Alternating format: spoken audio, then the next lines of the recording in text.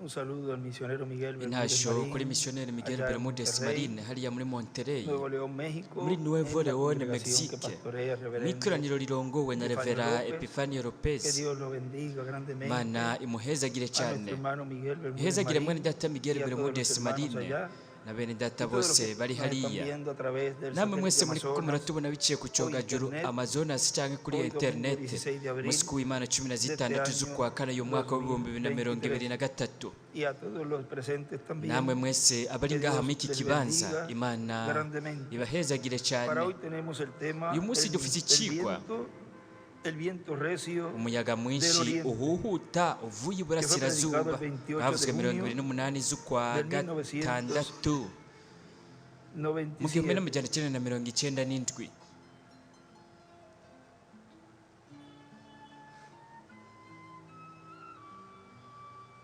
en Cali, Colombia. buvugirwa muri Cali, Colombia.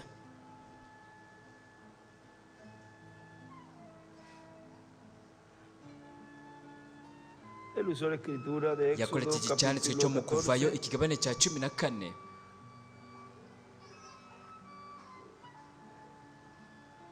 y vamos a leer una porción kandi reka allí dusome agace kamwe ngaho de ese capítulo, mu icyo kigabane cya 14, capítulo 14, ikigabane cya 14 mu kuvayo verso 21 en umurongo wa adelante. 21 ukabandanya. Dice, y extendió Moisés su mano haravuga ati nuko Mose aramvura ukuboko e hizo Jehová que el hejuru mar se y'ikiyaga retirase warahahutisha por umuyaga recio mwinshi viento uvuye iburasirazuba oriental. ukesha ijoro ryose Toda usubiza aquella ikiyaga noche inyuma, y volvió el mar amazi en seco y las ayagabanganyamo aguas kubiri, quedaron ahinduka divididas. Entonces los hijos de Israel ahindura ikiyaga entraron por en ahumutse, medio maze del mar abisirayeli baca hagati en mu seco, kiyaga teniendo nk'abaca las ku aguas musozi, amazi como muro ababera a su nk'umurombero derecha y a su iburyo izquierda. n'ibumoso. Y él escribe allí en aho la yaranditse cuarta ko ngo vigilia, mu gihe cy'umuteramyi kigira 6 a kane 9 AM. kuva Esa fue isaha la cuarta vigilia que esto ocurrió. 12 gushitsa isaha 3 zo mu gitondo, ni ukuvuga mu gihe Y cy'umuteramyi wa siguiendo kane los niho byabaye. egipcios, entraron tras Abanyegiputa ellos nabo hasta la mitad del mar babakurikira toda hagati la mu caballería kiyaga, de Faraón. babomye sus inyuma carros n'amafarasi y su ya gente Farawo a caballo. yose n'imikogote yiwe Aconteció n'abagendera a la ku vigilia de la mafarasi mañana biwe. Nuko mu que gicuku cya Jehová nyuma miró el campamento uhoraho de los egipcios acishiriza desde la columna de fuego ari y mu nube, nkingi y'umuriro y n'igicu, trastornó el campamento de los arunguruka egipcios. ingabo z'abanyegiputa Y allí azica nuevamente ivutu. él escribe la aha cuarta yaranditse ko bundi vigilia, bushyashya ngo igihe cy'umuteramyi 6 kigira a kane 9 AM. kuva isaha 12 z'igitondo kugeza saa 3 zo mu gitondo, y quitó las ruedas de sus carros atuma y los amagurudumu trastornó y'imikogote yabo gravemente. afata ntiyaba Entonces los agikwega egipcios neza, dijeron, maze abanyegiputa "Huyamos baravugana de delante bati de ndaduhunge Israel, tureke porque abisirayeli, Jehová pelea kuko por uhoraho ellos abatabara contra los egipcios." ari we atugwanya. Y Jehová dijo a Moisés, warahabarira "Extiende Mose tu mano sobre ati el mar, ramvura ukuboko para hejuru que las aguas y'ikiyaga, vuelvan sobre amazi los ateranire egipcios, ku banyegiputa sobre no sus ku carros mikogote y sobre yabo no su ku bagendera caballería." ku mafarasi bo muri bo. Entonces Moisés Nuko Mose extendió su aramvura mano sobre ukuboko el mar, hejuru y'ikiyaga, y cuando amanecía umutwenzi el mar utambitse se volvió ikiyaga en toda su gisubira fuerza, muri y nyina, los egipcios maze al huir abanyegiputa se bagize ngo encontraban barahunga, con el mar. uhoraho Y Jehová abacurikiraniriza derribó a los hagati mu egipcios kiyaga, en medio del mar. abacurikiraniriza hagati mu kiyaga. Nuko amazi asubirayo arengera imikogote n'abagendera ku mafarasi, mbere n'ingabo za Farawo zose zari zigiye mu kiyaga zikurikiye Abisirayeli, ntiharokokamo n'umwe muri bo. Nuko buri ko buraca yaranditse ko kandi ngo mu gihe cy'umuteramyi wa kane umuyaga mwinshi uhuhuta uvuye iburasirazuba, murashobora gufata ibyicaro byanyu. Mu butumwa bwiswe ngo abungere bariko baranesha umwansi bakoresheje impwemu y'Imana ya Isirayeli, bavuze 8 z'ukwa gatatu mu 2007, bivugirwa muri Tamaulipas muri Mexique. Aratubwira ati rero turabona ko kuvayo kugira kabiri kwabaye mu buryo bw'impemu. Barasohotse bakuwe mu bwami bw'umwijima bashyirwa mu bwami bwa Kristo cyangwa ubwami bw'Imana. Mu butumwa bwiswe ukuvayo kugira gatatu turabwirwa ku rupapuro rwa 50 haravuga hati, mbega umwagazi w'intama yakoze iki? Marayika w'umwami ari we yari Kristo. Yaranditse ko ngo marayika w'umwami ni Kristo. Mwebwe murabyizeye? Yohana mutagatifu 6, bose baranyoye kuri ayo mazi bamara igihe kinini banezerewe. Yaravuze ati, ni jewe mutsima w'ubugingo wavuye ku Mana, wavuye mu ijuru. Ndi rwa rutare rwari ruri mu bugaragwa. Bo baravutse bati, ubuho turamenye rero neza ko uri umusazi. Wewe uri umusazi, wewe muri wewe harimo dayimoni. Wewe uri umuntu asara, harimo dayimoni.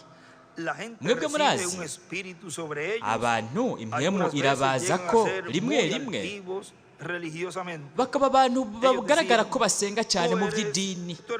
Bo baravuze bati, wewe uri sekibi, wewe urimwo dayimoni, wewe uri umunyasamariya kandi urimwo dayimoni, uriko dayimoni. Baravuga bati, laba wewe urakwiza n'imyaka 50 y'amavuka, ariko uvuge ngo warabonye Aburahamu. Ndashobora kumubona ateye intambwe zibiri asubira inyuma, aravuga ati, nduwo ndiwe. Mbere y'uko Aburahamu abaho namye ndiho. Uwo wari umuriro ururumba, inkingi y'umuriro muri cya gisaka. Igihe yapfa akazuka ku munsi ugira gatatu, Sawuli agahurira nawe mu nzira. We yari yasubiye gusubira mu iyo nkingi y'umuriro. Yaravuze ati, navuye ku Mana kandi ngira asubire ku Mana. Igihe Petero yari mu ibohero, inkingi y'umuriro yarinjiye yugurura imiryango iramufatira musohora. Ivyo nivyo yaranditse ko ngaha ngo Yesu bingana inkingi y'umuriro. Mbega iyo nkingi y'umuriro yamuyoboye mujyana he? Rero muyibuke, Mose ntiyari inkingi y'umuriro, we yari umuyobozi asizwe munsi y'iyo nkingi y'umuriro, asizwe n'iyo nkingi y'umuriro. Kandi inkingi y'umuriro yashingiye gusa ubutumwa bwayo ikoresheje ibimenyetso n'ibitangaza. Kandi iyo nkingi y'umuriro yarabayoboye ibajyana mu gihugu Imana yabasezeraniye, aho yo nyene ubwayo yari kwambara umubiri hagati muri bo umunsi umwe. Ivyo nivyo. Mbega bakoze iki? Baravugavuze ubujambo, ntibanezerwa bakora n'ibindi kugira ngo berekane ko bashaka amaraso y'umwagazi w'intama usanzwe. Ariko ku iyi nshuro Imana ihabwa icyubahiro. Inkingi tubona hagati muri twebwe, inkingi y'umuriro izotuyobora idushyitse mu kimumbi, aho we azogaruka ku bantu biwe mu bwami bukomeye bw'imyaka 1000 nyuma y'uku kuvayo, aho tuzobaho ibihe bidashira turi kumwe nawe. We buri gihe yama afise ijambo rya Data, buri gihe aragaragaza ko ibyo ari byo. Yaranditse ko ngo inkingi y'umuriro izotujyana mu kimumbi. Yaracapaye inyenyeri ya Dawidi. Twebwe turi mu kuvayo, kandi ndiko ndasozera kugira ngo tuzimye ivyuma mu kanya gatoya. Bene data bagenzi banje muri ngaha, namwe muzokumva iyi kasete, nimunyemerere nka mwene so wanyu n'uwo musangiye ubwene gihugu mu bwami bw'Imana, nimusohoke muze muri uku kuvayo. Kuko abazosigara inyuma bose bazoshigwako ikimenyetso cy'igikoko. Nimuve muri Babuloni, nimuve mw'ayo madidane, muve mw'ayo masisteme, n'iyo mikorere, mukorere Imana nzima. Nimwemere umwe marayika akomeye w'isezerano, Yesu Kristo nk'Imana. Niyemeye kwigereranya n'Imana. Rero we ni inkingi y'umuriro. Yaranditse ko ngo inkingi y'umuriro, marayika w'isezerano ni Yesu.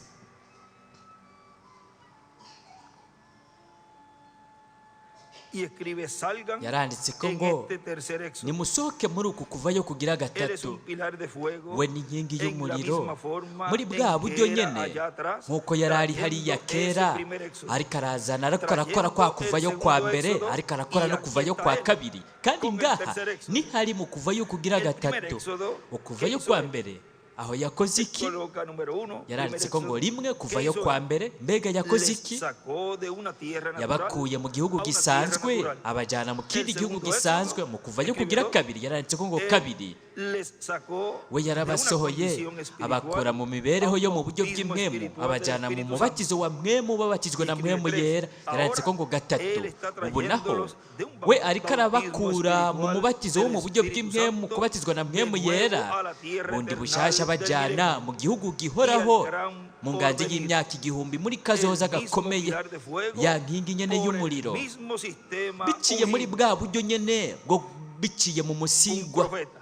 Yaranditse ko ngo El umuvugishwa, sistema que Dios usa, bwa buryo bw'Imana ikoresha, el cual uburyo Imana ikoresha es el pilar de fuego ari ubwo buryo ni inkingi y'umuriro en medio del pueblo. ibiri hagati mu El bantu, mismo pilar de fuego ya por el nkingi mismo nyene sistema y'umuriro ungido. biciye muri Escribe bwa un buryo profeta. nyene bwo kuba biciye mu El mismo gusigwa. Dios Arandikaho ngo haciendo las umuvugishwa, mismas cosas ya y la Mana misma nyene iriko palabra irakora bya bintu que nyene, declaró al primero, bya jambo nyene yatangaza declaró ubwa uno, mbere. Yaranditseho ngo declaró al rimwe, segundo, yaratangaje ubwa y la kabiri, misma arandika ko palabra kabiri, que kandi declaró al segundo, bya jambo ha nyene declarado al yatangaza tercero. ubwa kabiri Escribe yaritangaje n'uwa gatatu. Y aquí Yaranditseho lo ngo vemos gatatu, entre kandi nosotros. aha turaribona hagati muri twebwe, Y el turabibona hermano hagati lo muri vio, twebwe.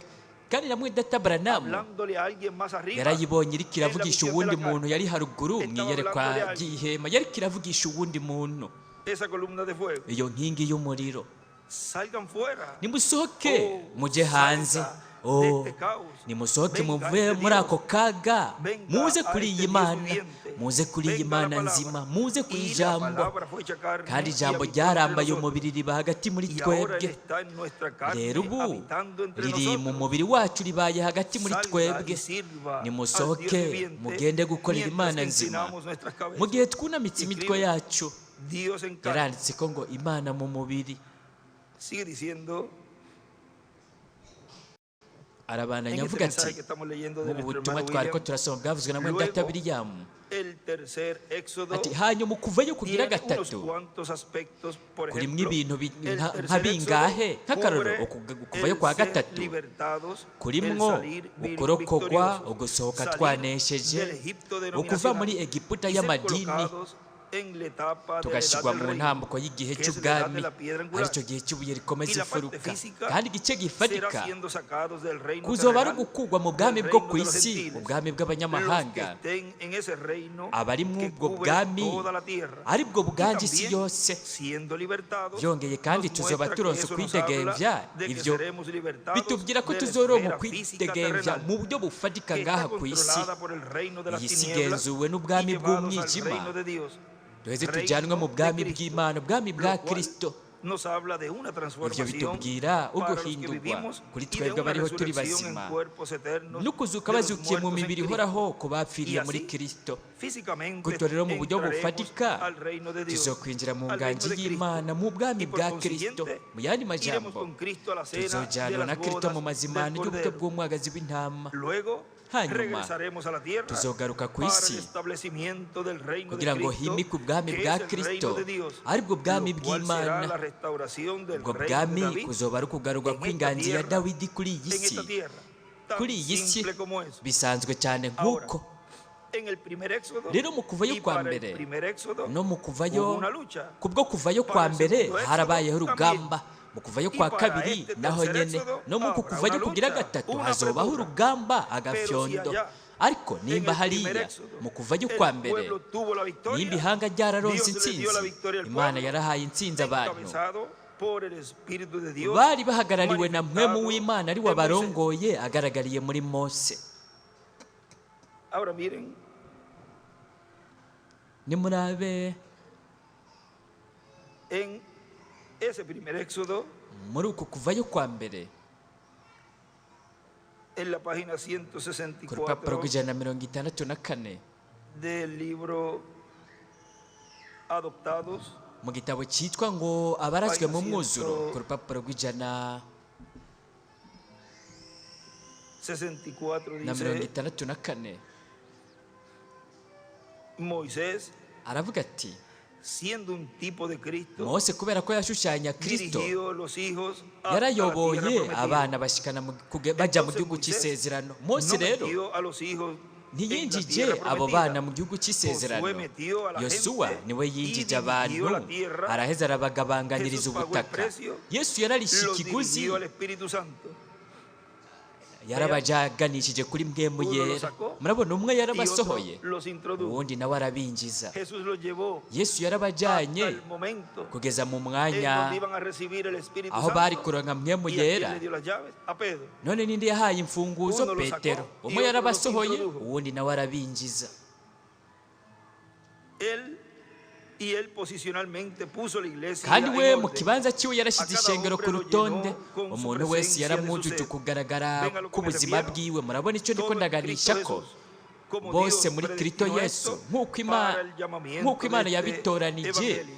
ku bw'umuhamagaro w'ubu butumwa bwiza. Y en el libro de citas, mu gitabo cy'imirongo en la página 157, urupapuro rw'157 párrafo 14, agace ka 14 1403 dice, ubusa gatatu el que haravuga hati está en la imagen expresada del Jehová uri mu Todopoderoso, ishusho igaragajwe y'uhoraho nyene ububasha bwose, wamanutse hasi mu buryo bw'inkingi y'umuriro, mu nkingi irurumba kugira ngo atere amakenga umuvugishwa uwururukiye ku musozi. kandi umuntu uwo ari we wese yamukoze ko, umuntu wese yawukoze ko yategerezwa kwicwa uretse mose na yosuwa. ni ukuvuga mose na yosuwa bonyine nibo bashobora kuba ngaho. rero bo ntibari gupfa, uretse gusa abandi bantu bari kuhegera kwegera uwo musozi. hari ikibanza havuga ko yosuwa yagarukiye nko hagati na hagati kuri uwo musozi.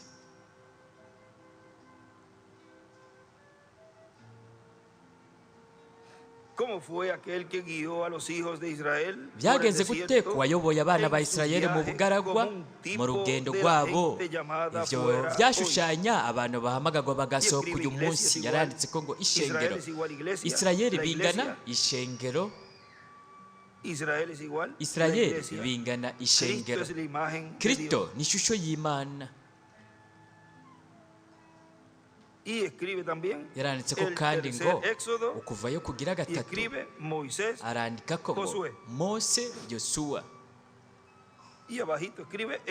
hepfo naho yaranditse ko inkingi y'umuriro. arabandanya avuga kandi no mu kuvayo kwa kabiri naho abantu rero bararonse intsinzi y'Imana yabahaye biciye muri Yesu Kristo. mwibuke ko kuri buri kuvayo haba hariho intumwa y'ikiringo ifise ubutumwa bw'ikiringo. hanyuma nimba mu kuvayo k'ubwa mbere abantu bararonse intsinzi, Imana yarabahaye intsinzi. kandi mu yandi majambo ni intsinzi y'Imana ibigiye bibaye ku bwami bw'umwijima. ku rupapuro rw'103 mu gitabo cy'imirongo naho nyene vyongeye haratubwira ivyo vy'ibijanye n'ubutumwa kuvayo kwa gatatu. reka dusome umurongo ngaha ku gace k'amajana 889 haravuga hati haravuga hati ubwenge bw'impwemu burashobora kuraba muri Egiputa. yaranditseho ngo ubwami bw'abanyamahanga. ubwo bwenge bukabona hahagurutse agatotezo, bukabona Yosefu ajyanywe. yaranditseho ngo mpwemu yera, indome e na se na e na se. ni ukuvuga ibintu bigashyirwa ku rutonde kugira ngo hahaguruke agatotezo, hatangure agatotezo. yaranditse ko hejuru ngo ukuvayo uyu munsi bibe n'agafyondo. ibyahishuriye hana 17 umunani kugeza kuri 18 na 19 umurongo wa 11 kugeza kwa 21. Hejuru yaranditse ko ngo Yosefu. Rero turaraba Imana n'amakurudumu yayo, yaranditse ko ngo Kristo imbere mu ikurudumu byose biriko birazunguruka. Turabona na Potifari yanse Yosefu. Nimurabe ikinyoma cyavuzwe, murabe Yosefu ari mu ibohero n'ubwanwa bwiwe yanswe na bene se, ariko mwako kanya nyine ubwo nyine Imana yakiyikora. Rero turashobora kubona ikurudumu ririko rirazungurukira mu rindi kurudumu. Integuro ikomeye y'Imana iriko irajyana ibintu byose muri uko kuvayo. Integuro ikomeye y'Imana iriko irajyana ibintu byose muri uko kuvayo. Muri icyo gihe yo izohamagara ihanga ryayo mu gihugu cyaryo ku yindi nshuro. Yaranditse ko ngo ikurudumu imbere mu rindi kurudumu, ipine imbere mu rindi pine.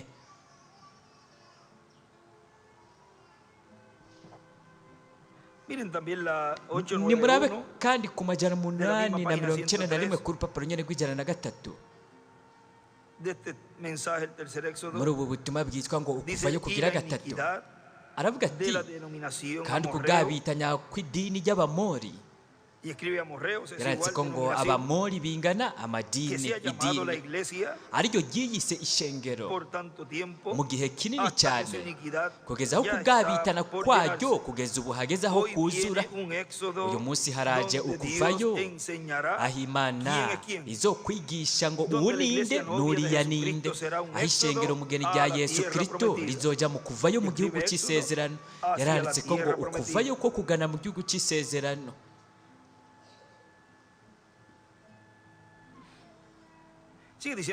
Mwenda tabiri yamarabana nyavuga ati mu kuvayo kugira gatatu naho nyene vyongeye intsinzi izoba ari y'Imana, iya Kristo, iy'Imana biciye muri Kristo.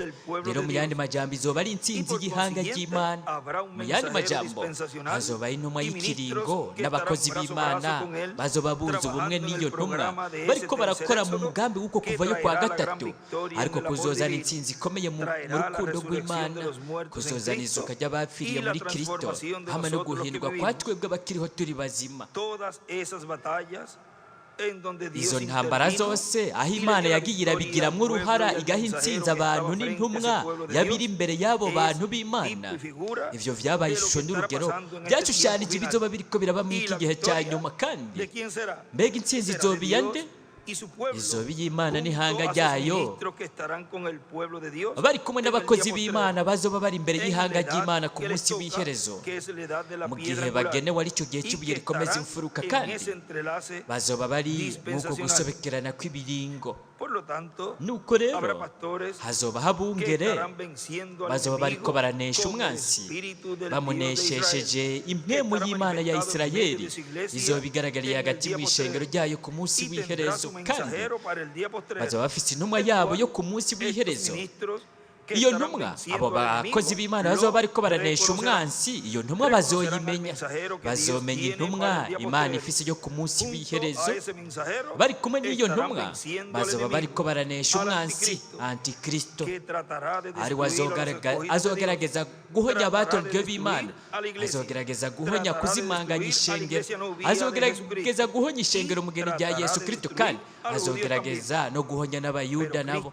Ariko Kristo azoba agaragaye, kandi hazoba abakozi b'Imana bazoba bariko barabona uko kugaragara kwa Kristo, kandi bazoba bunze ubumwe na Kristo, banunze ubumwe n'intumwa abafise ku munsi w'iherezo. Mu yandi majambo bazoba bariko baranesha umwansi w'Imana, bazoba bariko baranesha Sekibi, ari wazokwambara umubiri muri Antikristo, mu muntu w'icyaha.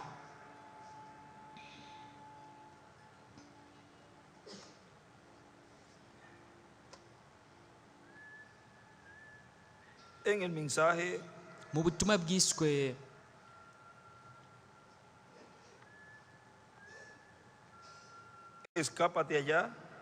hungira hariya, banguka uhungire hariya. Nimurabe icyo atubwira mwene data Branamu.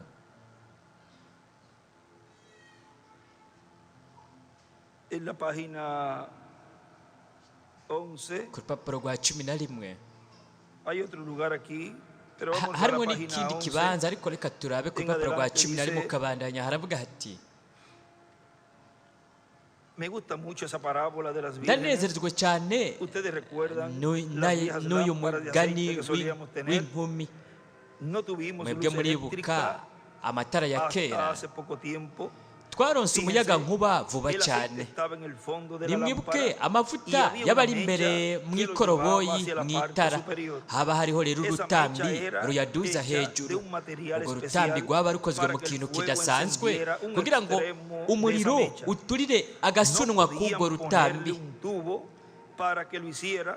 Eso tipifica ntihashobora las cosas gushyirwamo hechas por el umuringoti. hombre. ibyo bisigura Tiene que ibintu venir bikozwe por la n'umuntu. forma provista ayo por mavuta Dios. ategerezwa kuza mu buryo bwashyizweho n'Imana.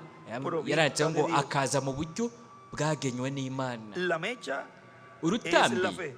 ni ukwizera, Y la única cosa que kandi puede ikintu llevar kimwe al rudende Espíritu Santo a gishobora producir luz gutuma es mpwemu yera el azana umucyo Espíritu Santo mismo. ni mpwemu yera wenyine Cuando ubwiwe. usted tiene fe, wowe iyo ufite un ukwizera, extremo de la mecha está en agasunwa fuego k'urutambi para la kaba gloria kariko de Dios. karaka kubw'icyubahiro El otro cy'Imana, está sumergido akandi en el gasunwa aceite del nako Espíritu kaba Santo kari mu de mavuta Dios. ya mpwemu yera Tiene que w'Imana. haber luz. hategerezwa Tan kubaho seguro como umucyo. estoy yo parado en egome este cyane púlpito. nk'uko mpagaze Correcto. kuri iki gicaniro Pero si nivyo. usted lo que tiene es aceite ariko mezclado wewe con ibyo agua, ufise ari amavuta producirá? avanze n'amazi Explotará. vyotanga iki? hacyaba Es lo mismo que guturagurika. sucede con las ni navyo lámparas nyene de biba muchos ku matara hoy. ya benshi uyu Están munsi, explotando. ariko Se le araturagurika. ha acumulado mucho carbón encima y Hinjiyemwo deben imyotsi levantarse y myinshi. limpiar sus rero lámparas. bategereza guhaguruka Si ha bakoza habido amatara un yabo. tiempo en que las lámparas niba deben ser harabayeho limpiadas, igihe es aho amatara ategerezwa ahora mismo. kozwa neza, ni Date mwaka prisa kanya. y escapa, niwihute porque no puedo hacer banguka nada uhunge, hasta que tú kuko llegues nta na kimwe allá. nshobora gukora wewe utarahunga ngo ushike hariya. Génesis 19. yaranditse ku itanguriro Sí. 19. Vemos egome el juicio de Dios a la mano. turabona igihano cy'Imana ko Recuerde, gishyitse. cuando yo me mwibuke paré en aquel igihe jewe recuerde, nahagarara, cuando yo mwibuke me pare igihe en aquel juicio ninahagarara y muri tenga rwa que rubanza, enfrentarme a las cosas que he dicho, ngategerezwa guhangana no n'ibintu tiene que navuze. esperar hasta entonces. ntutegerezwa Ahora, kurindira muri uwo mwanya, hora tras hora, bikore mwaka kanya noche nyene. tras noche, isaha iriko iragenda irenga ku Jesucristo se yindi, aparece ijoro en ku rindi. diferentes formas, yesu de kirisito manera corporal, aragaragara mu buryo como estuvo aquí en la butandukanye, mu tierra buryo y bw'umubiri revela los nk'uko secretos yabaye del ngaha corazón. ku isi, kandi arahishura amabanga yo mu noche, mutima. vino delante mu ijoro de 500 ryaheze personas aquí mismo, naraje imbere en la y'abantu misma 500 forma que lo ngaha hizo nyene, el día de Pentecostés. nk'uko yabikoze ku munsi wa Todos los que pentekoti. estaban aquí abantu oyeron bose un bari estruendo bari ngaha barumvise de los umuturagaro uvuye como ku un gran ijuru, trueno que estremeció nk'umuturagaro la plataforma munini y wanyeganyije pasó por n'igicaniro. todo el edificio sin estar soplando el mu viento. nzu yose irumvikana Era un viento ata poderoso. muyaga wari uhari, Que wari encima umuyaga nosotros, uhuhuta. mbega twe En vez twakoze de iki? prendernos en fuego y Aho salir tworurumvye por ko todo el umuriro pueblo, dijimos, ngo eso tugende estuvo muy bien. Yo no tengo dudas en mi mente al ngo respecto. dusohoke, twavuze tuti Oh, byagenze levántese neza. y limpie su lámpara. uhaguruka Usted mutegure tiene mucho mutunganye aceite amatara mezclado con su yanyu, espíritu. mwebwe mufise O amavuta demasiada agua. Eso produce carbón. Y su luz yanyu se avanganye apagará. n'amazi, ibyo Echará bizana humo umwotsi. y no podrá ver el reino de Dios que está hazofumba a la mano. umwotsi kandi ntimuzoshobora kubona Estamos ubwami en el bw'Imana tiempo del bushitse. fin. turi mu gihe cy'iherezo. Levántese, limpie su lámpara y muhaguruke escapemos. mwoze amatara yanyu muhunge. murabyizeye mwebwe? Antes de que este mundo mwibuke imbere enfrente su y'uko gran desastre que iyi viene, si ihangana y que está n'akaga predicho en gakomeye las kaje, Escrituras que kavuzwe imbere sucederá, y'igihe mu byanditswe ko Dios en kazoba, su misericordia Imana se mu llevará mbabazi a su zayo iglesia. izobanza kujyana ishengero Porque la ryayo, iglesia no estará kuko aquí ishengero para ntizizoba pasar riri por ngaha la kugira ngo tribulación. rice mu kababaro. Lot loti salió del mundo yaravuye que mu iba a ser isi destruido. yagira irandurwe. nowa Entró en algo que lo yarinjiye guardó. mu kintu cyamuzigamye, Juntemos cyamurinze. Nosotros ibyo tubikoranirize salimos del hamwe. mundo, natwe el twaravuye cual va a mu ser isi destruido, ari y igiye entramos en Cristo, kurandurwa, twinjira que muri es lo Kristo. único que puede guardarnos. uwo niwe icyo nicyo kintu kimwe Noé rudende entró, gishobora kuturinda. Lot nowa salió del yarinjiye, mundo y de loti Sodoma. nawe arasohoka mu isi Noé n'i Sodoma. entró en el arca, nowa yinjiye que mu flotó bwato sobre los aribwo juicios. bwarerembye hejuru Hermano, y'ibihano. no ha habido un bene tiempo data, en ninguna edad ntihigeze habaho cuando igihe na Dios kimwe haya destruido aho a un Imana pueblo yatikije antes de abantu sacar a su iglesia elegida. itarasohora ishengero ryayo ryatoranijwe ngo birikure ngaho. Imana irashobora kuzana igihano ku ishengero iyo yamaze gutangaza ko Somos el ritunganye. pueblo, somos el cuerpo de Cristo. turi umubiri wa Kristo. Nosotros estamos muertos en twebwe Cristo. twapfiriye Somos muri contados Kristo con la kandi simiente de Abraham. turi mu rubyaro rwa Aburahamu, turabaragwa nk'uko biri mu isezerano. Mbega ni gute Imana yoducira urubanza mu gihe yaduciriye urubanza muri Kristo? Wewe nimba uri muri Kristo, yaravuze ati ibi bimenyetso bizokurikira bizera, ibikorwa nkora namwe nyene muzobikora, nka bya bikorwa nyene. Ndi umuzabibu namwe muri amashami. Ishami ryemera ko urunyo rwo mu idini rurirya rukajya isoko ry'ubuzima, iryo shami rizokuma hama riturigwe. Ariko ishami ribaye rimeze neza, rikaba rishinzwe mu muzabibu, rizozamwo nka bwa buzima nyene buri mu muzabibu. Kibaye ari igiti cy'ubundi bwoko, ishami ryama ivyo vyamwa. Ari imisukoni ryama imisukoni, ari ibindi vyamwa ipapaye. Ubuzima buri muri iryo shami bugaragaza icyo ari cyo. Nimumbwire umuntu yogoma mu idini ryakozwe n'umuntu hanyuma akihamagara wenyine ubwiwe. Nimunyemerere ndababwira ikintu: Imana nta na rimwe, nta mu gihe na kimwe yigeze yemera. Imana nta mwanya n'umwe, nta mu gihe na kimwe yigeze yemera ishyirahamwe ry'idini. Mwebwe nimubinyereke muri kahise yaranditse ko ngo amadini, ishengero rya Katolika ryabaye ishyirahamwe rya mbere ritari ryarigeze kubaho. Bivuga gute? Byahishuwe 17:17 havuga yuko ryari maraya kandi rifise abakobwa. Ishengero ry'abaprotestanti ryavuye mu idini rya Katolika. Bagiye rero baritunganya, bicamo ibice, bavuga bati twebwe twizeye ibi gusa, kandi ntibasigaje akanya kugira ngo intama zirengane. Nta na kimwe mfise kigwanya amashyirahamwe yanyu, ariko icyo ni ikibazo cyanyu. Bagabo n'abagore, mwebwe mwiyumvira muti umugwi wanje urazi byose. Umugwi wanyu nta na kimwe uzi uretse iby'Imana iwemereye kumenya. Yesu ntiyapfiriye abametodiste, ababatiste cyangwa abapentekote, yapfiriye umubiri wose. Byose bigenewe umubiri wa Yesu Kristo ngo witegurire izamugwa. Iryo ni ryo sengesho ryanjye. Bakundwa banje, Yesu aritegereza ikintu cyose icyo wewe ukora, kandi arazi igikorwa cyose wewe ukora. Haheze igihe gito, haraheze igihe kanaka, umwami yitwa George wo mu Bwongereza, imbere y'uko apfa yaraje muri Canada azananye n'umugore wiwe. Igihe yabikora, amashure yarasohoye abana kugira ngo baje gutonda kwibarabara bamuramutse n'amabendera y'Ubwongereza, baramutse umwami. Bo bari banezerejwe cyane nuko umwami yaje ngaho. Mu gihe bose bari bakoraniye hamwe mu mabarabara bafise n'amabendera, umwami yararenganye n'umwamikazi wiwe mwiza. Abantu barakorora amosozi bariko barababona barengana. Abantu bose bazungugagiza amabendera yabo bakanezerwa. Abana bategerezwa gusubira mu ishure umwami amaze kurengana. Bose barasubiye inyuma uretse akana kamwe k'agakobwa. Umwigisha ntiyashoboye kukabona, yarasohotse ajya kukarondera. Yaragiye kukarondera mu ibarabara, akarondera mu bice byose, agasanga gahagaze ku giti cya telegrama, umutwe wako kunamye, kawubitse ku giti, kariko kararira cyane uko bishoboka. Umwigisha wako arakabaza ati byageze gutega mukundwa, wewe ntiwazungagije idarapo igihe umwami yarengana? Karamubwira kati egome, namuramukishije idarapo umwami. Umwigisha arakabaza bundi bushasha ati ntiwamwegereye? Kategome namwegereye. Wabonye umwami? Kategome namubonye. None ni kweri kuri kurarira? Ati umwami ntiyandavye nanje, ndi muto cyane ntiyashoboye kumbona. Data Branham yaciye avuga ati ariko uko siko bigenda kuri Yesu. Ntacyo bitwaye kuba we uwoba utize cyangwa utafise n'impuzu zo kwambara. Akantu kose we ukora umukorera, we arakabona. kandi akagatahura. Ni kubera ko uyu munsi utokwemera ngo mpemu yera kwegereze cyane umusaraba? Ni kubera ko utokwitegura uyu munsi nk'uko byagenze mu minsi ya Nowa? Niko bizoba no mu kuza k'umwana w'umuntu. Turabona ibimenyetso byose bishingira intahe uguseruka kwiwe kwa vuba cyane. Murabona, uwe arabona buri kintu cyose wewe nanjye dukora, kandi ibyo byarabaye mu kuvayo kwa mbere, mu kuvayo kwa kabiri, biraba no muri uku kuvayo kugira gatatu. Nimwitegereze arabananya avuga mu butumwa bwiswe ngo gukoresha neza igihe ngirakamaro cyane cyo mu nteguro y'Imana, bwavuzwe 3 z'ukwicumi mu bihumbi 2000 muri Bogota, Colombia. Aravuga ati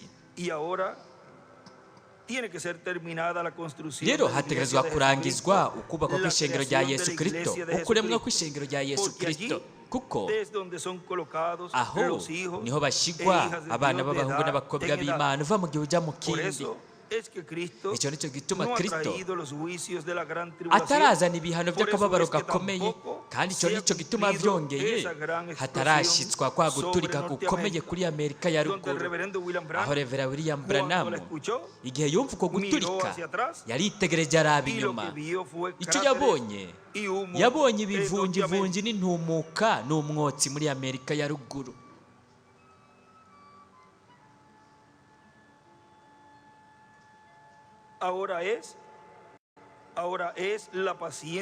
Rero no kwihangana kw'Imana no kurorera kw'Imana irindiriye ku ishengero rya Yesu Kristo rirangiza kubakwa, ko rirangiza kuremwa. Reka tuje ngaha aho we yabonye, kugira ngo ivyo navyo nyene tubibone, tukabona ko gace uwo umurongo adusomera ngaha mwene data William. Eso está en la página biri ku rupapuro 365 de este libro, ni mwiki gitabo de esta versión, pero de la otra muri iki cyanditswe ku mwubu bundi buryo, ariko mu yindi version naho mu kindi gitabo cyanditse ukundi ni ku 361 niho rero guhera ku 360 ukabandanya niho hatubwira ibijyanye n'amayerekwa indwi, kandi rero iri yerekwa n'irigira indwi, aho avuga ati mu iyerekwa ry'indwi ari naryo rya nyuma numvise uguturika guteye ubwoba gukomeye. Mpindukiye gatoya kuraba, aho yaranditse ko ngo Eliya ntiyari muri Seyi, yari muri Amerika Latine na Karayibe. Aho ntiyari akiri mu kugaragara kwiwe kugira kane muri Amerika ya ruguru. Mpindukiye gatoya ngo nitegereze, kimwe gusa nabonye ibivungivungi, intumuka n'umwotsi ku butaka bwa Amerika.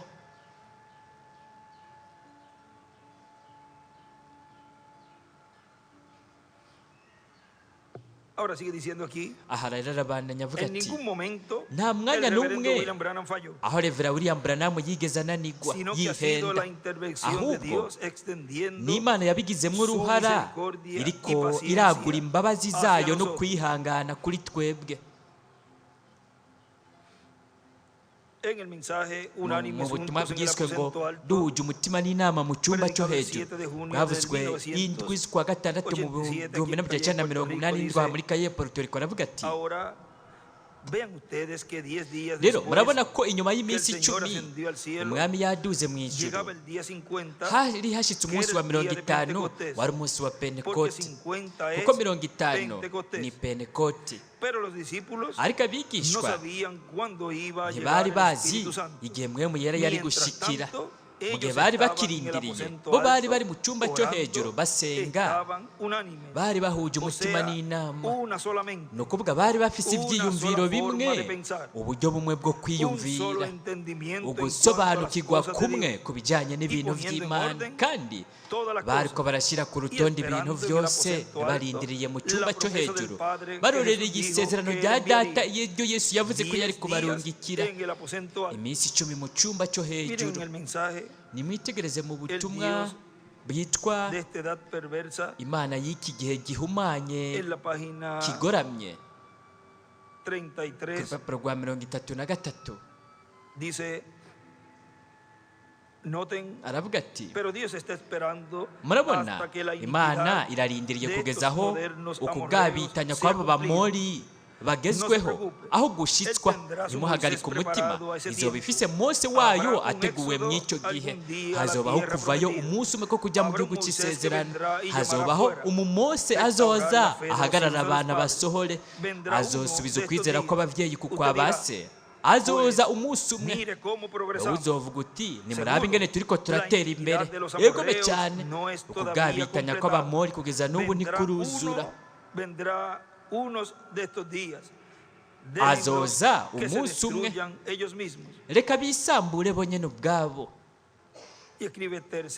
Yaranditseho ngo kuvayo kwa 3 hamwe na Mose. Ikibi ukugabitanya kw'abanyamahanga, iterambere, ubwenge biragoreka ijambo ry'Imana kugira ngo binezereze umuntu wese ibihwanye n'ibimuhimbara. Ubwo ni ubwenge bwa kimuntu. Biragoreka ijambo ry'Imana kugira ngo binezereze umuntu wese bihwanye n'ibyo ashaka. Idini ryose rikora nk'ibyo nyene.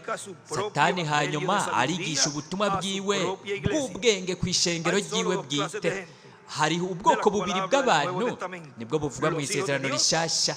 Hari abana b'Imana n'abana ba Sekibi. Mwebwe ivyo mwari mubizi. Muragomba kwandika icyanditso cy'ivyo, Yohana wa mbere 3:10, nimba mushaka icyanditswe. Ndiko ndasoma ngaha nyene, ndabifise haranditse mu Banyefeso 2:2. Bo bitwa abana bagarariza nk'uko na Eva yabikoze. Bagarariza, ntibumvira ijambo ry'Imana. Abana bumvira n'abatumvira nta sano na rimwe bafise, nta na kimwe bahuriyeko. None ni gute umugeni wa Kristo yoshobora kwifatanya n'idini mu gihe umwe ari uwubaha uwundi nawe ntiyubahe? Mbega ni gute umuntu yoba ijambo uwundi nawe akaba ijambo rigoretse? Ni gute bogendera hamwe bagahuza? Ntibashobora kubikora. Ntibashobora guhuriza kuri byose. Nimusohoke muve imbere muri bo. Ivyo ni vya Sekibi, ni ikimenyetso cy'igikoko kiriko kirabagana amadini yose. Jewe ntacyo bimbwiye iryo ryoba ari ryo ryose. Imana iriko iratwara atari dini, ahubwo ihanga ryitirirwa izina ryayo. Yaracapiye ku inyenyeri ya Dawidi. Idini ntiryakira uku kuri. Azoba ari umuntu ku giti ciwe niwe azoshobora kubona Imana, abona ijambo ryayo kandi aryizere. Kandi ntazoja mu ishyirahamwe na rimwe, ahubwo azobeshwaho n'Imana, atari ishyirahamwe cyangwa ubwenge bw'abantu bw'aba archbishopu yoba yarigishijwe. Ivyo nivyo abana batumvira be n'abana bubaha nta na kimwe bafise bahuriyeko. Umwe ni uwo ku murango, ku muco, uwundi nawe ni uwo mw'ijoro no mu mwijima.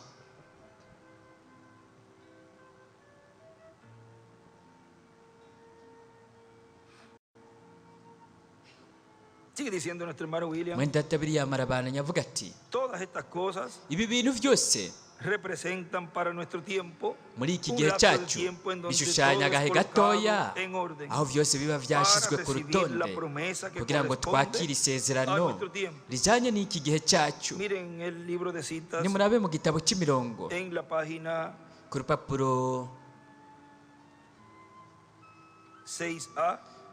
rwa gatandatu a en el párrafo 56, ku gace ka 56 dice en estos últimos haravuga días, hati muri iyi minsi y'iherezo y escribe un éxodo, yaranditse ko ngo ukuvayo en estos últimos días muri iyi minsi ya nyuma Dios va a sacar corazones imana verdaderos izosohora de imitima todo lugar. y'ukuri iyikure mu No bibanza importa byose cuánta falsificación, ntacyo cuánta bitwaye broma tenga el diablo, kwigana Dios levantará n'urusaku su rwose iglesia fuera de sekibi él. yokora Habrá imana un izobasohora investimiento hazobaho tan seguro como que estoy parado en esta plataforma Hazobaho. y la hora está a la mano. Y dibujo una pirámide y escribe investimiento y yaracapiye rap. piramide arandika ko ngo hazobaho igendereza hamwe no Y una kuzamurwa estrella de David en el otro lado. n'inyenyeri ya dawidi ku rundi ruhande En investimiento está un poco ahí cortado.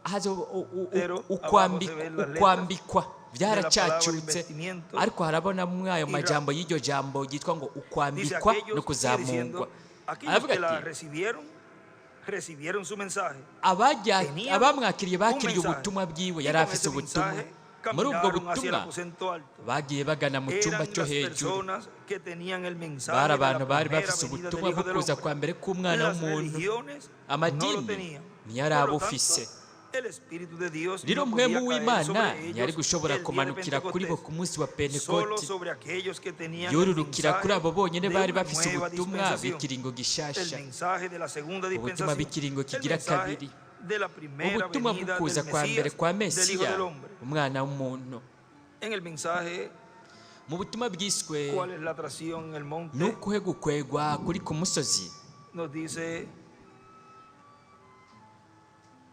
en la página aratubwira ku 18 rupapuro rwa 18 y 19, na 19 este extracto es el que uyu murongo él se refiere en una de niwo las wowe páginas aganisha ko de este mensaje que vamos a leer. muri rumwe muri izi mpapuro zo mu Y butumwa quiero tuza colocarla gusoma aquí para rero que ndagomba umurongo tengan ndawushire esa ngaha cita kugira ngo también uyu murongo nawe nyene mube allí para muwufise cuando él ngaho la cite, kugira ngo tengamos niyawuvuga aquí la página tuze y kuba lo que dufise dice el hermano urupapuro Branham. tubone n'ivyo mudata Miren Branham la página avuga 18 nimurabe ku rupapuro rwa 19 18 19 aravuga ati citando ariko aravuga allí Isaías, ariko arasoma muri Yesaya dice: y vendrá el Señor tu Dios y con él todos los uhoraho santos. imana yawe azoza azananye Y n'abera sucederá bose en ese día, kandi kuri uwo munsi aleluya, en ese día, bizoba que la haleluya luz no será clara ni umucyo oscura, ntuzobura umucyo uboneka pero neza habrá un ariko día, hazobaho un día el cual umunsi será conocido del Señor. umunsi Ni uzoba ari día ni umunsi noche. uzwi Pero n'umwami sucederá atari que umurango en el cyangwa tiempo de ijoro la tarde ariko mu habrá gihe cyo luz. ku mugoroba hazobaho Oh, Dios. umucyo oh mana Está leyendo algunos versículos ariko arasoma imirongo y imwe termina en ese que le voy a atarangiriza leer. kuri uyu ngira Habrá ndabasomera luz en el tiempo de la hazobaho tarde. umucyo mu gihe cyo ku El mismo mugoroba profeta. wa Y el muvugishwa pueblo nyene está ciego. kandi ¿Cuál es ihanga la atracción? rirahumye Leamos nuko gukwegwa algunos versículos más. reka dusome Acontecerá iyindi también mirongo en aquel día kuri uwo munsi que saldrá kandi de Jerusalén aguas vivas. i Yerusalemu Y escribe hazova la amazi iglesia, y'ubugingo yaranditseko ngo ishengero la mitad de ellas hacia el igice mar, cyayo kizotembera mu kiyaga oriental, y cyo mu la otra buseruko mitad ikindi gice hacia el mar gitembere occidental. mu kiyaga El mar cy'iburengerazuba occidental escribe gente gentil. ikiyaga cy'iburengerazuba yaranditseko ngo abantu b'abanyamahanga Saldrán aguas, saldrán de hazoza Jerusalén amazi azova i aguas Yerusalemu vivas, mazi escribe gente y'ubugingo hebrea, yaranditseho ngo abantu y en b'abaheburayo el mar occidental escribe mu gente kiyaga gentil. cy'iburengerazuba naho harandikaho ngo abantu Y b'abanyamahanga escribe gente gentil, América Latina. abantu b'abanyamahanga muri Amerika En Latina verano y escribe cosecha, y en invierno mu ci no mu gatasi yaranditse el ko ngo evangelio igihano yendo ubutumwa hacia bwiza judíos y buriko gentiles. butera bujya ku bayuda no El ku evangelio banyamahanga escribe ubutumwa del bwiza rey. yaranditseho ngo ubutumwa bwiza Y bw'ubwami el Señor será rey kandi uhoraho sobre la tierra. azoba umwami aganje isi yose El ser humano, escribe. yaranditseho ngo ikiremwa En muntu aquel día el Señor será uno. kuri uwo munsi Y uno uhoraho azomenyekana su ko ari nombre. umwe n'izina ryiwe ko ari rimwe gusa Y escribe el séptimo yaranditse ko ngo Milenio. ikimumbi cy'indwi Sigue diciendo aquí nuestro hermano William. hamwe ndatabiriye Esos amarabana nyavuga ati fueron abo nibo baduze mu cyumba cyo hejuru kandi bari barindiriye isezerano rya data. Abandi bo ntibari bazi nimba hariho mpwemu yera cyangwa atanahari. Ntibari bazi ko ku munsi wa Pentekoti wo mu Balewi 23 ko wari kuba umunsi aho mpwemu yera yari kurukira ku bantu abari kuba bamwiteze. Mu gitabo cy'imirongo ku rupapuro rwa 4 nos dice del párrafo 27, gace ka 27, hermano, aratubwira ati mwene data, isinzi risukiranye. Hari habaye ibintu bidasanzwe, ikanguro rikomeye ryari ko riraba. Yaranditse ko ngo isinzi ry'abantu basukiranye, abantu bariko barakira. Umugwi utugenda kwigana ibyo bintu, bo baraduze bifata nk'aho bo barabizera. Nivyo bo barambaye ibirato byabo, inkweto zabo, baritegura. Ariko iryo sinzi nyene ririmo abantu basukiranye, abagiriranye ubumwe bakagendagenda, nibo nyene batanguye kuvugavuga, batuma abana ba Isirayeli, batuma abana Isirayeli, batuma imitima yabo isubira inyuma muri Egiputa ku yindi ncuro. Nivyo niko bimeze mw'iri joro bene data, turafise ikanguro kandi hazobaho isinzi ry'abantu basukiranye neza cyane nk'ikintu icyo ari cyo cyose. Ibintu byose byabaye mu kuvayo kwa mbere no kwa kabiri biraza bigahinduka ukuri kandi bikaba bishasha mu kuvayo kwa gatatu, ariko biciye bikaba ku bandi bantu batandukanye. Arabaranya avuga ati hari hakenewe yuko habaho ubutumwa bwo kuza kwa mbere k'umwana w'umuntu, hakaba no kwizera kuza kwa mbere k'umwana w'umuntu. Kugira ubwo butumwa, hama umuntu akaba ari mu kiringo cya kabiri. Abo mu kiringo cya mbere sibo baronse mpwemu yera ku munsi wa Pentekoti.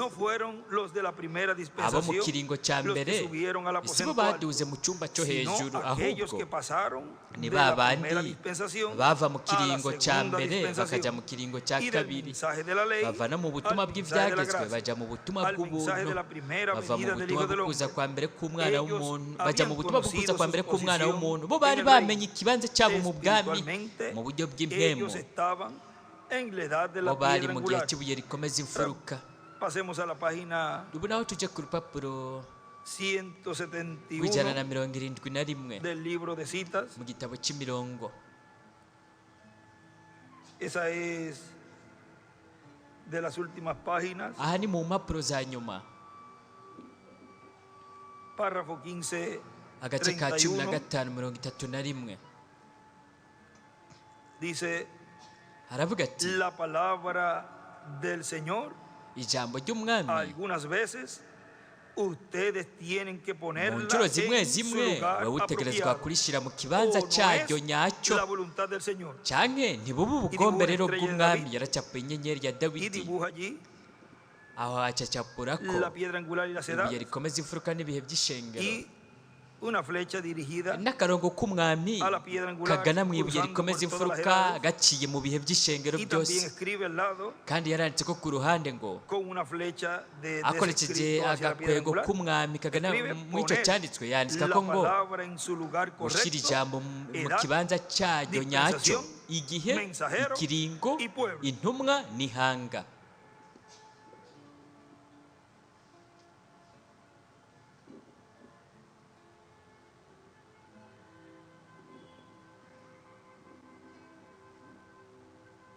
Ahora miren ese próximo extracto, uyu murongo ukurikira, que es el 15:32. wa 15:32. Ahora ustedes ven, rero mwebwe murabona n'igihe cy'ingano ubu, hariko haragera igihe cy'isarura. Iki si igihe cya Luteri, iki si igihe cy'abapentekoti, iki ni igihe cy'umugeni. Nk'uko Mose yahamagaye igihugu kigasohoka kivuye mu kindi gihugu, Kristo uyu munsi ariko arahamagara ishengero risohoka riva mu ishengero. Mwebwe murabona ni bya bintu nyine mu bigereranyo ariko arabajyana mu gihugu gihoraho cy'ubwiza cy'isezerano. aho yaracapeko ibihe by'ishengero n'agakwego k'umwami kagana hejuru kugeza mu ibuye rikomeza imfuruka. araniraho ngo kuvayo kugira gatatu mu gihugu cy'isezerano, ik'impumbi igihe cy'isarura, acapura ibuye rikomeza imfuruka. arabanyavuga ati amadini yo muri kiriya gihe iyobokamana ry'abayuda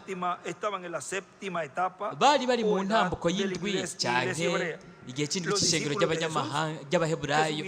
abigishwa ba Yesu baduze mu cyumba cyo hejuru mu buryo bw'impemu, bakaba bari mu cyumba cyo hejuru cy'igihe cy'ibuye rikomeza imfuruka mu gihe cyo kuza k'umwana w'umuntu mu myaka 2000 iheze. bari bamenye ikibanza cyabo kandi bari bishyize mu kibanza nyacyo kibereye, mu gihe nyacyo, mu ntambuko nyayo, mu kibanza nyacyo, kugira ngo bakire isezerano rivuye kuri data. ivyo mu gitabo cy'imirongo hariho umwe mu mirongo uvuga igihe umugeni azomenya ikibanza ciwe. nimurabe ku majana 931.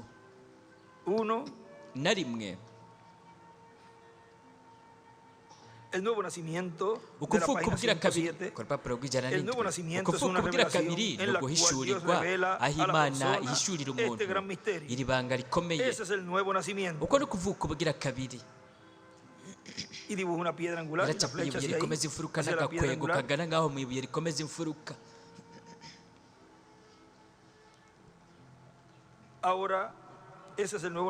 uko ni ukuvuka ubwira kabiri. none bizogenda gute nihakoranira hamwe wa mugwi wose icyarimwe, aho guhishurirwa kuzoba guhuwanye neza mu buryo butunganye, Imana igaragajwe biciye mu ijambo ryayo, biciye muri bya bikorwa nyene, nk'igihe ijambo ryagaragara.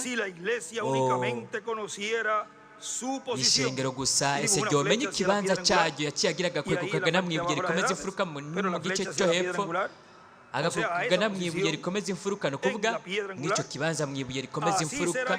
uko niko bizoba umunsi umwe.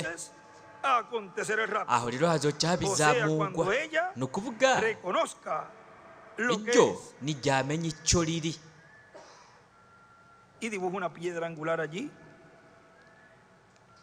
yaracapuye ko ibuye rikomeza imfuruka ngaha.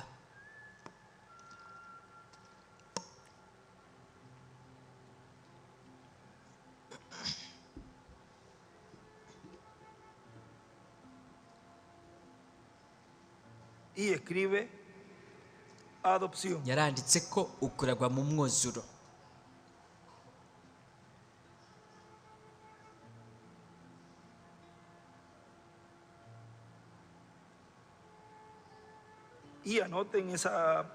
kandi mwandike utu duce kuri uru rupapuro rw'ijana n'indwi, agace k'amajana 931. kuko ngaha aha tuzoshobora kuhavuga ko ikindi kintu mu buryo bwagutse kiri ngaha muri iyi minsi.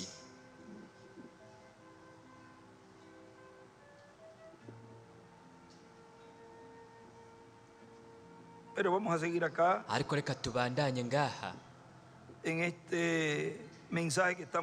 nk'ubu butumwa turiko turasomamwo, twabusomyemwo haraheza akanya bwitwa ngo Imana y'iki gihe cyanduye. murabe ngaha ku rupapuro rwa 42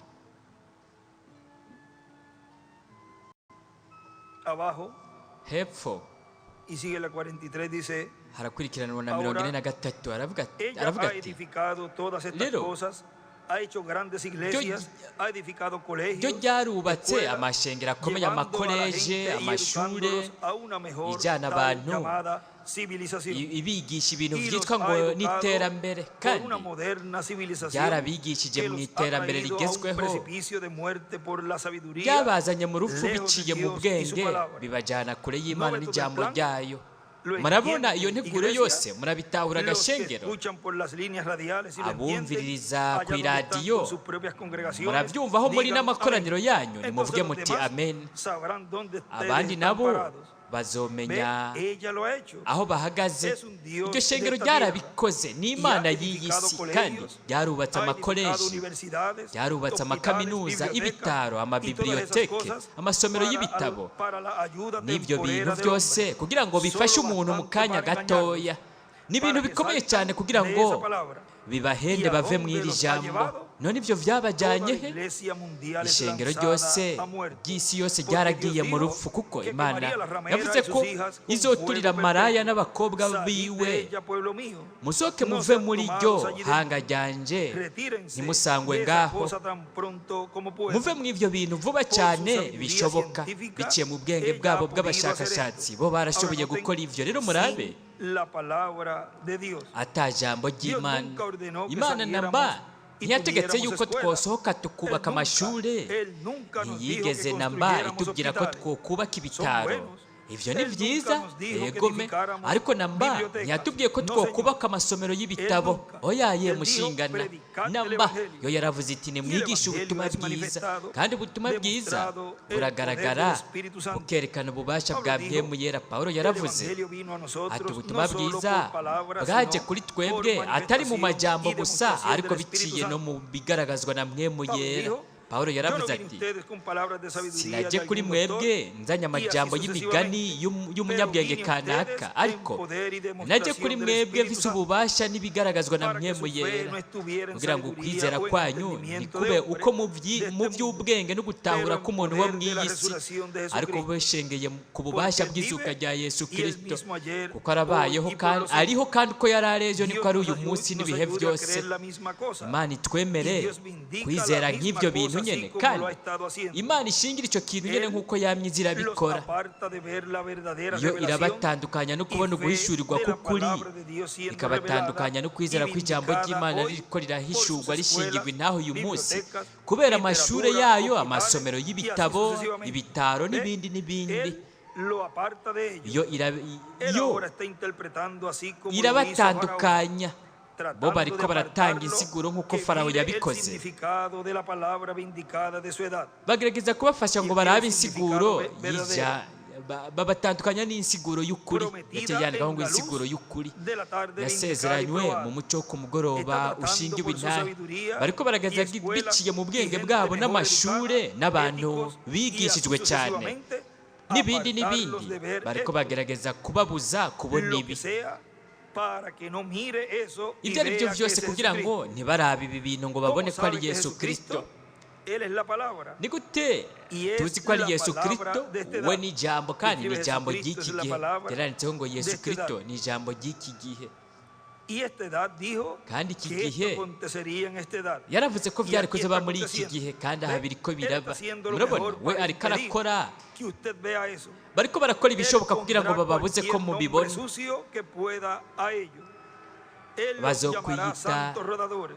Bazobita izina iryo ari ryo ryose ryo kubacafuza.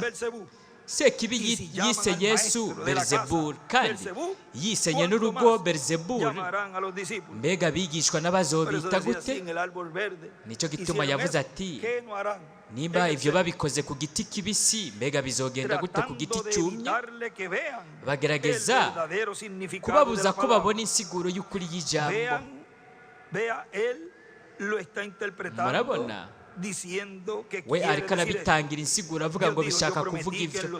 Imana yaravuze iti narasezeranye ko mu minsi y'iherezo nzorungika maraki 4. Ivyo ntibikenerwa kurinda gutangirwa insiguro. Imana yarabikoze, yaravuze iti nk'uko vyageze mu minsi ya Loti, isi izoba iri mu mibereho nk'iyi Sodomu, kandi mw'ico gihe nzohishura umwana w'umuntu ndamubahishurire. Turafise ubwoko bwose bw'abigana n'ibindi byose, ariko turafise n'uw'ukuri. Yavuze ko yari kuzobikora, yavuze ko Antikristo yari kuzohaguruka agahenda n'abatoranijwe bibaye vyoshoboka, ariko ntibishoboka.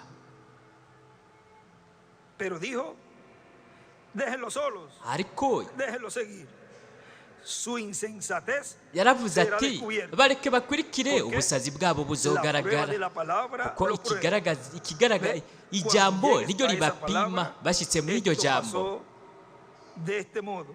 Ibyo Que, byagenze nk'uko oh, habaye yo no iki creo en la simiente de la bati serpiente. o jesi nizeye Yo no ko habaho creo en urubyaro rw'inzoka Eso, ibyo sindabyizeye n'ibi na Nunca se te biriya ha revelado. namba Ve, ntiwigeze nunca. ubihishurirwa Oh, murabona hermano, namba mwene Solo mire data dónde vamos a tener que acabar. mwitegereze Porque gusa son aho las dutegerezwa 12. kurangiriza kuko Noten, ni isaha tratando zitandatu de evitarle que vea bariko baragerageza el kubuza ko significado de la abantu babona palabra insiguro de y'ijambo esta edad, de la ryo luz muri de iki la tarde gihe siendo umuco wo ku interpretada. mugoroba uri kuratangirwa Eso insiguro. es, ¿qué quiere decir? Ibyo Es el tiempo bishaka kuvuga ko del éxodo que ari está igihe a la cyo mano. kuvayo Y gishyitse Dios viene por kandi ella, imana tan ije seguro como el mundo. ku bw'ishengero Y él escribe Satán, neza cyane. evita que vean el yaranditseho ngo satani significado arabuza verdadero yuko babona de la insiguro palabra. y'ukuri y'ijambo. Y escribe el tercer éxodo, yaranditseho ngo ukuvayo kugira gatatu y siendo interpretada, escribe ijambo vindicar. ririko rirashingirwa intahe ririko rirasigurwa arandika ko Ahora sigue ngo diciendo aquí, rishingirwa intahe. Nuestro hermano William en mwenda este tabiri mensaje, yamarabana yavuga no muri es ubu butumwa ati en cualquier lugar. si mu kibanza No icyo es ari cyo creyendo cyose cualquier cosa. si ukwizera No, ikintu icyo ari cyo es cyose oya reconociendo la posición ni ukumenya en el reino que ikibanza mu corresponde bwami para ese tiempo. bujyanye n'icyo gihe Colocándose en esa posición y hakaba creyendo kwishyira el mu icyo mensaje que kibanza corresponde hakaba para ese kwizera tiempo. ubutumwa bujyanye Esa n'icyo es la gihe. única forma ubwo nibwo en que buryo la bumwe persona rudende puede recibir ingene umuntu la ashobora promesa divina. kwakira isezerano Ellos ry'imana. continuaron en el bo aposento alto, barabandanije bari mu cyumba y en cyo el día de hejuru ku Pentecostés, munsi wa el pentekoti día 50, umunsi ugira después mirongo de la itanu resurrección del Señor, inyuma y'izuka un ry'umwami estruendo del cielo, umuturagaro como un uvuye mu viento ijuru recio, nk'umuyaga entró en la uhuhuta casa, winjiye lo mu iyo estremeció, nzu y fueron urayinyiganyiza llenos del Espíritu Santo. buzuzwa mpemu Las yera. personas que no estaban en esa edad abantu batari bari muri se icyo gihe maravillaban. baratangaye Estaban ni ukuvuga en el aposento abatari bari mu cyumba cyo estaban hejuru viendo a esas personas hablar, bariko barabona abo y les bantu bariko entendían en sus baravuga propios idiomas. bakabumva Y bavuga ellos mu ndimi decían, zabo pero no son galileos. barabazanya no bati están mbega hablando basa su propio abanyagalilaya Como nosotros ariko le oímos bariko hablar baravuga en nuestro indimi idioma ntibariko baravuga en que ururimi somos rwabo nacidos, ni gute tubumva bavuga mu ndimi nk'izo twavukiyemo. en otra edad, murabona y kuko no entendían abo bari mu lo que kindi allí gihe estaba kandi ocurriendo. ntibatahura ibyariko Ahora birabera miren el ngaho. mensaje, el siervo rero nimurabe bienaventurado, mu butumwa al bwitwa ngo que más umushumba les es dado w'umunyamahirwe y más les será demandado, uhabwa byinshi predicado kandi el 28 de akazobazwa abril byinshi bwavuzwe del 28 z'ukwa dice, gatatu mu bihumbi bibiri na hablando de rimwe la visión de la carpa, ariko aravuga ku iyerekwa dice, y ahora, ry'ihema aravuga ati y ven rero ustedes, murabona en la visión de la carpa, y ahí mu iyerekwa cuando nos ry'ihema habla de la tercera turiko etapa, turabwirwa ku gukwegwa kwa donde nos gatatu dice que lo que hemos visto aho manifestado atubwira ko ibyo parcialmente twabonye bigaragaye será mu buryo manifestado bw'igice en todo su ko poder. bizogaragara mu bubasha Y eso bwabyo será en bwose la tercera etapa, aho hazoba ari mu cuando gukwegwa kwa venga la gatatu apertura. nihaza agafyondo Para ese tiempo mw'icyo gihe será la adopción. Y habrá un hazoba ukuragwa mu ministerio y mwuzuro un kandi mensajero que hazobaho será ubukozi y que estará adoptado. n'intumwa izoragwa mu mwuzuro izoba Y habrá un ministerio hazobaho ubukozi y un mensajero que n'intumwa estará adoptado para izoba ese tiempo. yarazwe Y mu los mwuzuro mw'icyo ministerios gihe de Moisés y kandi Elías ubukozi bwa Mose na son Eliya los que para el pueblo hebreo nibwo están ku ihanga prometidos, ry'abaheburayo están bwasezeranywe señalados para cumplir nibwo bwavuzwe esos grandes ko bushyitse ibyo milagros y bitangaza maravillas. bikomeye n'utwumiza. Vean, nuestro hermano Branham murabona mwene data vio Branham en la visión de la carpa mu iyerekwa la ry'ihema columna de fuego yarabonye obrando inkingi y'umuriro en un cuartito iriko pequeño irakorera de mu kumba madera, gatoya y k'imbaho había alguien kandi allí harimwo umuntu ngaho al cual le estaba hablando. uw'inkingi yariko Le estaba iravugisha La columna de fuego, alguien inkingi que y'umuriro estaba allí. yariko iravugisha umuntu yari ari ngaho Y nuestro hermano Branham, kandi mwene data Branham estando fuera, ari hanze estaba viendo toda la actividad. yariko arabona igikorane culto. cyose igikorane Estaba viendo también los milagros. yariko arabona kandi n'ibitangaza estaba dentro kandi we de ese ntiyari cuartito. imbere mw'ako kumba Y estaban gatoya aconteciendo kandi esos milagros. hariko haraba ivyo Ahora, la bitangaza tercera etapa rero ugukwegwa kwa es gatatu La palabra ni ijambo es la espada de dos ni filos. inkota y'ubugi bubiri Nuestro hermano Branham, mwene vean data ustedes Branham lo que dijo en una ocasión nimurabe icyo yavuze en igihe el kimwe mensaje de los 7 sellos. mu butumwa Él dijo que bw'ibimatanijwe la ndwi espada del rey yavuze es, ko inkota y'umwami la palabra. ko ari ijambo eso está en ivyo biri la página ku rupapuro rw'amajana ane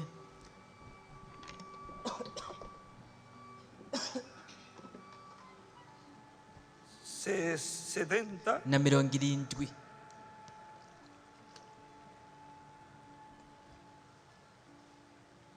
ese momento una voz tronó mwako kanya ijwi ryaraturagaye un poquito más arriba. hejuru Tenía las manos gatoya alzadas, así nari alzadas, nkirije y de amaboko nk'uku repente ubwo nyene algo me cayó numva en la ikintu mano. kiguye mu kuboko mu kiganza yaranditseho ngo mu gukwirwa kwa gatatu rero sinzi Sería que estaba dormido. noba nari nsinziriye Sería que estaba njyamye dormido, yo no sé. sindabizi Estaba como fuera de mí. mbe ni nkaho nari Yo no sé. natakaje ubwenge ntavyo Fue una nzi visión. mbega No ryabaye les puedo iyerekwa decir. sinoshobora Lo nabyo único que puedo kubibabwira decir es que kimwe fue gusa nshobora igual kuvuga ni a uko como byagenze cuando llegaron nka esos kwa ángeles. kundi igihe b'abamarayika Entonces, bashika esto cayó en mis manos. rero yaguye mu kuboko kwanje Y era una ndaramye espada. ngo nitegereze mbona ni inkota